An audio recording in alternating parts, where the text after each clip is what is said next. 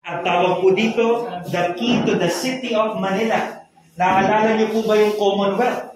Yan po ang sagisag ng Commonwealth naman. Ang ibig sabihin lang ng Commonwealth ay transitional government. Yun po ay nangako ang Amerika na 10 taon malaya na tayo. So meron pa rin silang control for international affairs, pero pag national affairs, yun ay edad na ng ating Pangulong Manuel Quezon. Excited na excited si Quezon na manirahan sa Malacanang. Siya po ang unang tumira. Narito po ang damit ni President Manuel Quezon. Sa white coat and tie and white pants at mga alaala ng kanyang inaugurasyon. Siya po ang unang na-inaugurate doon sa National Museum na dati ay legislative building. Doon din na-inaugurate si Pangulong Laurel, Pangulong Rojas. So, ika-4 na po si Pangulong Bongbong na inaugurate doon sa National Museum. Yan po ang picture niya sa National Museum noong November 15, 1935. At noong panahon ng mga Hapon, ang naging Pangulo naman natin ay ang Batanggenyong si Jose Laurel. Narito po ang kanyang barong. Andun sa loob ang kanyang golf club dahil mahilig maglaro ng golf ang ating Pangulo. Pinaiwan po si Laurel ng ating Pangulong Quezon noong panahon ng mga Hapon. At wala siyang magawa kundi sundin ang kanyang instruction. Ginagawa niya ang kanyang trabaho. Pero galit sa kanya ang mga kababayan naman natin dahil iniisip nila pro-Japan daw siya or collaborator. Puppet daw siya ng Japan. But he was only doing his job to help in that difficult situation through the orders of Manuel Quezon. Siya po ay tinangkang patayin ng ating mga kababayan. Meron pong bumaril sa kanya si Feliciano Lizardo habang naglalaro siya ng golf. Imbes na parusahan, ginawa pa niyang bodyguard. At naging loyal si Feliciano hanggang sa huling hininga ng ating Batanggenyo, si President Jose Laurel. Pagkatapos ni Laurel, ang susunod po ay ang Vice Pangulo ni President Manuel Quezon, si President Sergio Osmeña, ang unang Bisaya na Pangulo from Cebu Province. Si Osmeña po ang kasama ni Douglas MacArthur sa kanyang pagtutupad ng pangako niya. Ano yung pangako ni MacArthur? I shall return. At bumalik nga po sila noong Oktubre 20, 1944, naglanding sa Leyte. Yun po ang watawat natin na ginamit ni President Osmeña at Douglas MacArthur para sa kanilang kotse. At mapapansin niyo po na baliktad yun dahil nga panahon ng gera o ng digmaan. Nandun din po ang kanyang mga dokumento. Ito po ay mga speeches ng ating Pangulong Sergio Osmeña. Pero dahil tinapos niya lang po yung naiwang term ng ating Pangulong Quezon na namatay dahil sa sakit na TB, maikli lang po ang term niya dahil natalo din siya ni Manuel Rojas sa 1946 elections. Manuel Rojas became our president in 1946 when finally malaya na ang Pilipinas. Tapos na ang Commonwealth, siya na ang huli nun. At meron na tayong Republika, the Third Republic of the Philippines, noong July 4, 1946. Kaya nandun po sa loob ng kanyang display ang sagisag ng ating Republika, ang ating coat and tie para kay Rojas, at ang kanyang sapatos. Nag-focus siya sa rehabilitation ng bansa after ng gera. Ngunit si Rojas po ay 1 taon lang nagtagal dahil siya po'y inatake sa puso. Sa Clark Air Base, Pampanga, sa edad na 56 years old, pumanaw ang ating Pangulo. Pag mamamatay ang Pangulo, sinong papalit? Vice President. Ang Vice President po ni President Rojas ay si Elpidio Quirino naman ng Ilocos Sur. Si Quirino po'y naglingkod na mula nung time ni President Quezon. At siya po ay naging Vice Pangulo at best friend pa ni Manuel Rojas. Kaya malungkot na malungkot si Quirino nung pinipirmahan niya ang kanyang proklamasyon. Dahil Pangulo man siya, namatay naman ang kanyang matalik na kaibigan. Si Quirino po ay masaklap ang naging kapalaran ng kanyang pamilya nung panahon ng gera. 1945, lumalabas sila ng kanilang nasusunog na bahay. Paglabas sa kalsada ng Colorado Street, na ngayon ay Agoncillo Street, malapit sa Taft Avenue, na si Quirino po ang nagpatawad sa kanila. Noong kanyang termino bilang Pangulo, meron pa pong 105 prisoners of war, mga Japanese prisoners sa Bilibid, Muntinlupa. Meron na po doon ng mga ma-execute noong panahon niya, but he stepped in. Sabi niya, all of the 105 Japanese prisoners will be given pardon and sent back to Japan. Nagsimula po ang magandang relasyon natin sa bansang Japan sa panahon ni Elpidio Quirino. Susunod kay Quirino ay ang ating napakasimpleng si President Ramon Magsaysay from Zambales. Tingnan niyo naman po ang damit ni President Magsaysay. Napakasimple. Makamasa talaga ang imahe niya. Naalala niyo po ba na si Magsaysay ang unang Pangulong nagbukas ng Malacanang para sa publiko? Sabi niya, Malacanang is the palace of the people. So, nung panahon niya ay pasok lang ng pasok sa Malacanang ang ating mga kababayan. Marami rin siyang natulungang mga magsasaka, mga mangingisda sa ating mga probinsya. Ngunit namatay din si President Magsaysay dahil bumagsak ang kanyang eroplano noong 1957. Batang-bata siyang pumanaw, 49 years old. At sa kanyang pagpanaw, pumalit ang kanyang vice-pangulo, Carlos Olestico Garcia, our third Visayan President from Bohol. Kaya meron po ditong flag ng Bohol. Yun po ang Chocolate Hills. Yung dalawang kamay ay nire-represent ang sandugo ni Rana Sikatuna of Bohol at ni Miguel Lopez de Legazpi ng Espanya. Meron pong isang star dahil si Garcia yun, nire-represent ng isang pangulo from Bohol. Pag meron na naman daw Boholanong naging presidente, dadagdagan nila ang star. So President Garcia was focused on the economy. Kung naalala niyo po yung kanyang Filipino First policy, encouraging everyone to support local products. After Carlos Garcia, our next president is Diosdado Macapagal.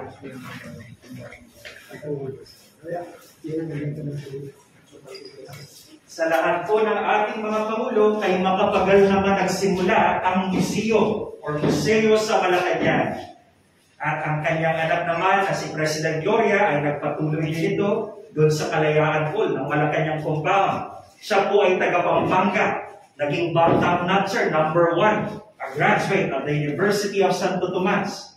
Ang tawag po sa kanya ng mga kababayan niya, the poor boy from Lubao, dahil mahirap lang talaga ang pinanggalingan niya. Pero dahil galing siya sa pamilya ng mga magsasaka, malapit sa puso ni Macapagal ang ating mga farmers. Marami din pong mga agrarian reform programs nung kanyang administrasyon. Andun po ang nanay ni President Gloria. Sino po ang kamukha ni President Gloria? Ang nanay niya o ang tatay niya? Ang nanay. Nanay ba niya? Yan po si First Lady Eva Macapagal. Kamukha ni Gloria Arroyo. Meron po ditong step ha, baka may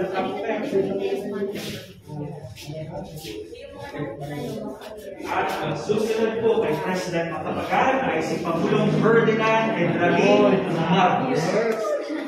Ito na ang ating ikasampung Pangulo noong 1965. Naglaban sila ni Macapagal, ngunit siya po ang nagwagi. Dahil po ang gano'n para sa kanya.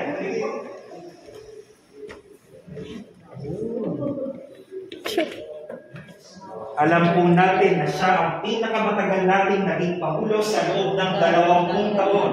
Kaya ito pong bull, ang timeline sa mga key events na nangyari sa kanyang administrasyon ay talagang napuno nila from 1965 hanggang 1986. Sa panahon ng ating Pangulong Marcos, gusto niya ay improve ang mga infrastructure development. Naalala niyo po ba na LRT-1 ay proyekto niya? Ang San Monico Bridge, ang Maharlika Highway, ang mga ospital, lung center, heart center, kidney center. So yun po ang ilan sa mga proyekto na kanilang natapos. Kasama ng kanyang First Lady, Imelda Marcos, nagpabuo rin sila ng mga cultural and art centers like the CCP compound. On display po ay ang kanyang painting na gawa ng sikat na artist from Chile, si Claudio Bravo. May kapartner po nito si First Lady Imelda. Kung napanood niyo na po ito, baka nakita niyo sa dyaryo, yung nagpapayong siya. Yun yung kapartner naman. At ito po ang barong Tagalog ng ating Pangulo. May sagisan din sa bandang puso. at yung medalyon, bigay ng batasang pambansa. Bawat bilog ng medalyon, isang probinsya natin ang nire-represent. Ferdinand Marcos was also a bar top notcher from the University of the Philippines na napakataas ng grado, 98%. Sabi ng daya siya.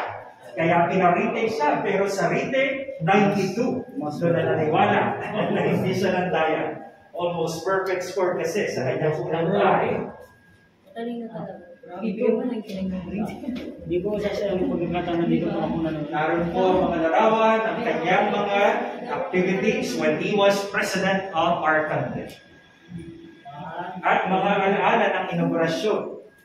Nakita niyo po ba yung Bible doon sa ugnayan? Inauguration.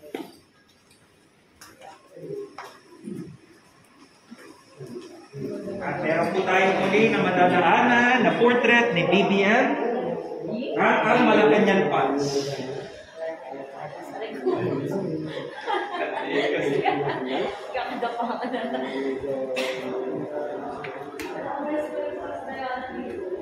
Next room po, dito naman tayo. Ang susunod nating Pangulo ay si Pangulong Corazon Aquino noong 1986.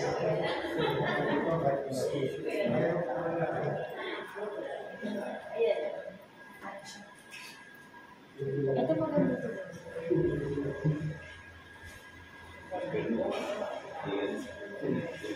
Ang ating unang babaeng Pangulo, Corazon Aquino, mula naman sa Tarlac.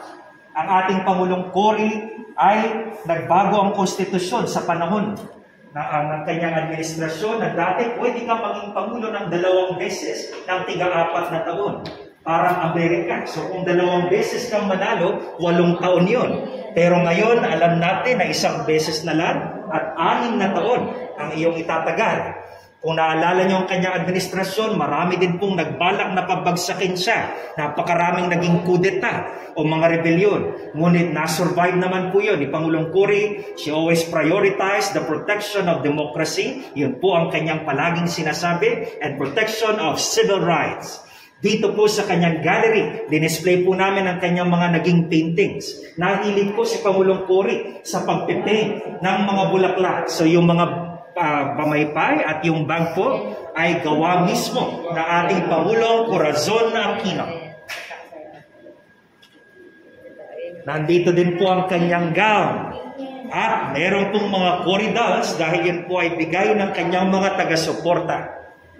After President Corazon Aquino, we have President Fidel Ramos from Pangasinan. Si Mr. Tabaco, yan ang bansag natin sa kanya. Ngunit hindi na daw po niya sinisindihan yun, no? Props na lang niya, yung tabako na yun. Pero hindi mawawala ang mga tabakong regalo sa kanya.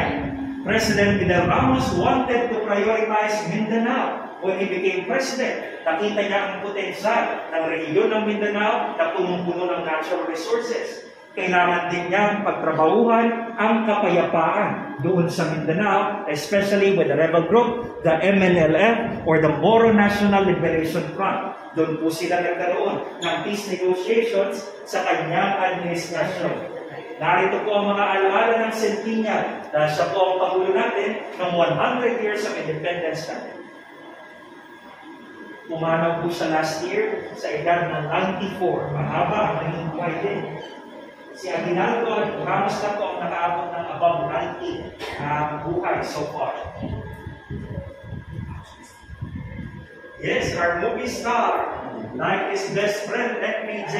Ang susunod nating Pangulo, Joseph Estrada.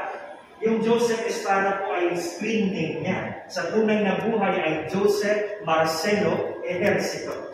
Siya po ay naglingkod muna bilang mayor ng San Juan sa mahabang panahon, naging senador, vice-pangulo, at noong 1998, landslide victory si ERA with more than 10 million votes. Nakalaban pa niya noon sila Jose de Venecia. Andito po ang kanyang barong na may initials niyang JEE. Ano po ang slogan ni ERA? ERA para sa Pamilya. So, anti-poverty campaign. Yan ang isa sa mga programa ni Pangulong ERA. Tulungan talaga ang mga maralitang Pilipino. Sikat na sikat ang kanyang wristband. Nandito po ang isa sa mga wristband na kanyang souvenirs. Andito po Ang susunod na Pangulo naman, hindi natapos ni Pangulong Erap ang kanyang termino, pumalit ang kanyang vice, Gloria Macapagal Arroyo, noong 2001. She became our 14th President. Ang anak ni President Diosdado Macapagal from Pampanga. Si Pangulong Arroyo po ay ekonomista, nag-aral pa sa Amerika. Economy po ang isa sa mga prioridad ng ating Pangulong Gloria. 2007, peso became one of the best currencies sa Asia. Yun po ay nung kanyang administrasyon. Andito po ang kanyang pre-inaugural gown ng 2004. Tinapos niya yung term ni Pangulong Erap, 3 taon yun. At nanalo siya noong 2004, 6 na taon, kaya 9 years ang kanyang tinagal. Pinakamahaba po yun after President Ferdinand Marcos Sr. Nandito din po ang regalo sa kanya ng Navy, ginawa siyang kapitan ng barko. At may portrait po siya doon, nung siya ay 14 years old, dahil nakatira na siya sa Malacanang niya, nung time na ang kanyang ama ay Pangulo naman. So if we have a father-daughter president, meron din tayong mother and son. Si President Cory kanina, yung Noynoy Aquino ang susunod nating Pangulo. Naging estudyante po ni GMA, si Pangulong Noynoy sa Ateneo. Economics graduate din ang ating Pangulong Noynoy. Sa kanyang administrasyon, gusto niya ng transparency sa ating pamahalaan. Dapat alam daw ng publiko, ng bawat Pilipino ang ginagawa ng kanilang mga opisyal, especially ang pinakamataas nilang opisyal, ang Pangulo ng Bansa. So lahat ng kanyang mga aktibidades, mga batas, mga proklamasyon, lahat ng ginagawa ay napapublish talaga sa website. Especially dun sa Presidential Communications Development Strategic Planning Office na na-establish noong panahon niya. Nagsimula din ang K-12 program ng kanyang administrasyon. Andito po ang kanyang mga camping materials. Kung may Cory Dal doon kanina, meron din po siyang Noynoy Dal. Meron pong mga pamaypay na regalo at meron pong mga relo din na color yellow. Siyempre, yun ang kanilang political color. Pumanaw nga ang ating Pangulong Noynoy noong 2020, nung peak po ng COVID-19 pandemic. Ang sumunod ay ang ating Pangulong Rodrigo Duterte, the first and the only one from Mindanao so far. Rodrigo Roa Duterte was the oldest to become president at 71 years old. It just goes to show that you're never too old to serve the public or to become a public servant. Narito po ang kanyang mga display. Meron po silang ginawang Halloween mask kay President Duterte. Mga laruan. Alam naman po natin ang priority ni Pangulong Duterte, hindi pa siya presidente. Yan po ay ang labanan talaga, ang pinakamalaking problema daw natin na droga para tayo ay mag-progress. It's an all-out war against drugs during his administration at hindi rin makakalimutan ang kanyang Build, Build, Build project. So marami pong natapos ng mga highway, mga expressway. So yan pong project ng JICA, Japan International Cooperating Agency. Nagagawa na rin po tayo ng subway ay nagsimula noong 2019 sa administrasyon ni Pangulong Duterte. Iko-connect na daw po yun yung Valenzuela hanggang Parañaque, north to south, na kung traffic, baka abutin ka ng 4 na oras. Pero pag natapos daw po yung subway na yun, sa 2028, 30 minutes, kaya mo nang mag-travel from north to south, Metro Manila. Kaya nung inaugural barong niya, yung designer na si Mimi Pimentel, pinutol na. 3/4 na po talaga para hindi niya na kailangan tupiin pa. Yan ang kanyang unang barong sa kanyang unang araw sa Malacanang. First Ladies of the Philippines, from Hilaria Aguinaldo to Loy Ejercito or Loy Estrada. Wala pa po kasi para kay First Lady Liza, gagawin pa lang. Gawa po ito lahat ng ating artist na si Lulu Kuching Rodriguez noong year 2000. Ito naman po ay larawan or painting ni Aguilar Alcuaz, ang ating napakagaling na artist. Ito po ay during the inauguration of President Ferdinand Marcos Sr. sa Quirino Grandstand noong 1981 na umabot daw sa 1 milyon ang mga taga-suporta. Pag lumagpas ka daw doon sa Calabao, ay 1 million na ang mga attendees. Nasa top floor daw po ng Manila Hotel ang artist nating si Aguilar Alcuaz, kaya maganda ang view niya ng Manila Bay, ng Quirino Grandstand. Ito po Intramuros yun, Rojas Boulevard. Kung nadadaan po kayo dyan, pamilyar sa inyo yung area na yan. So everyone, dito na po nagwawakas ang ating tour. In behalf of Malacanang, maraming salamat po sa inyong lahat. Thank you. Thank you very much.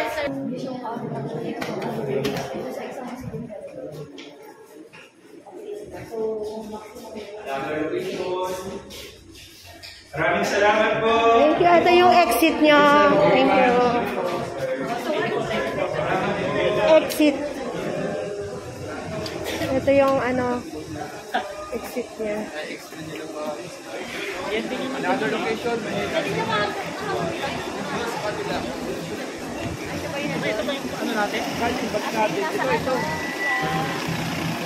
So, tara. Another location.